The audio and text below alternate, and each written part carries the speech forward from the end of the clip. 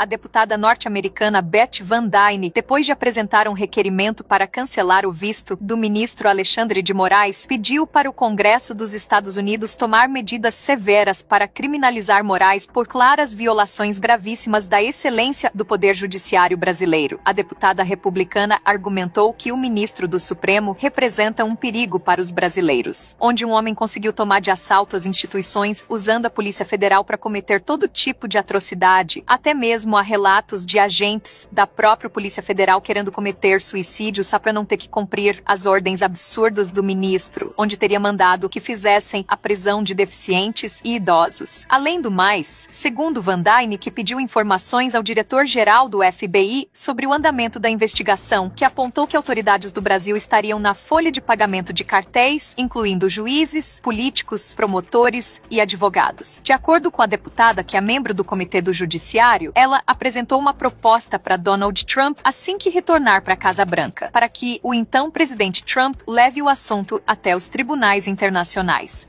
O presidente do Congresso dos Estados Unidos, Mike Johnson, depois de mandar um duro ultimato para a alta cúpula da Polícia Federal no Brasil, ao expressar enorme preocupação com o avanço da corrupção brasileira promovida por juízes da Suprema Corte que estão até mesmo aliados a facções criminosas. De acordo com relatos do presidente Johnson, Moraes teria entrado com pedido de prisão contra a deputada Paula Belmonte, que expôs vários escândalos do ministro, que fez com que Alexandre expedisse uma ordem de prisão para a deputada. Johnson, que sugeriu à Casa Branca para aprovar uma resolução contra o Brasil devido à corrupção desenfreada promovida pela Suprema Corte brasileira. Deputados americanos também corroboram a proposta do presidente da Câmara dos Estados Unidos. E na terra do tio Sam, o legislativo americano é temido até pela Casa Branca, que propôs aprovar no Congresso americano impor sanções ao Brasil devido aos crimes cometidos por autoridades brasileiras. Segundo Johnson, que recebeu informações de que Alexandre de Moraes teria contatado a Interpol para expedir uma ordem de extradição para a deputada Paula Belmonte e recebeu um belo de um não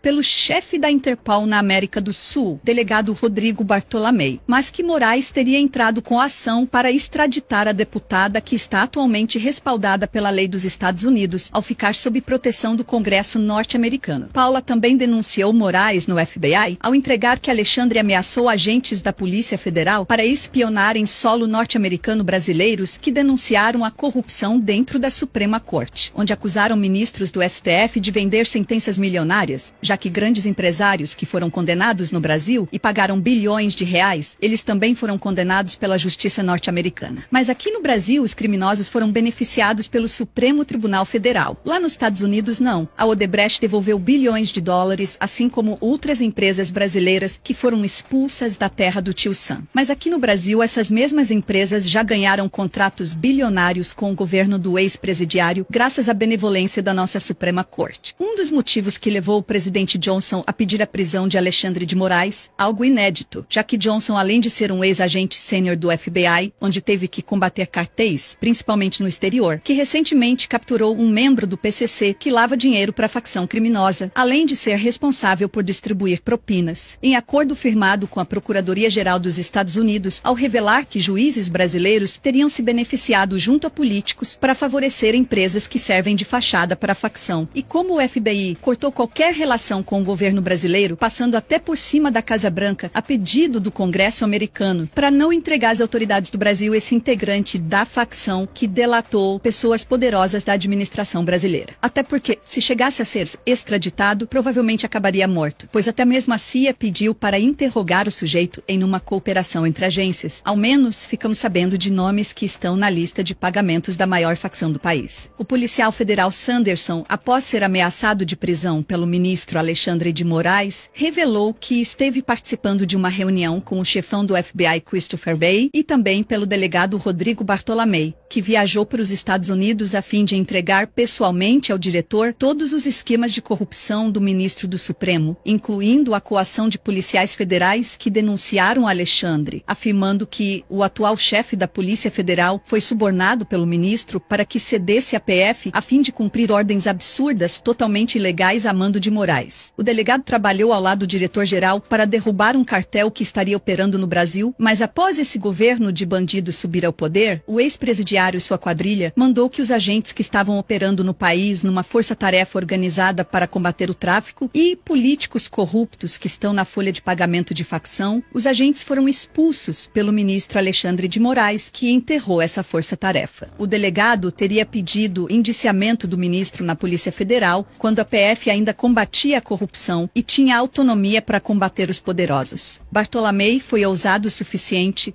para pedir um mandado de prisão de Alexandre, alegando que o ministro seria um dos chefes de uma quadrilha que estaria operando milhões em propinas, e como agente da Interpol, que chefiou uma das maiores apreensões de lavagem de dinheiro, onde acusou formalmente os membros do Poder Judiciário de estarem levando dinheiro ilícito para fora do país.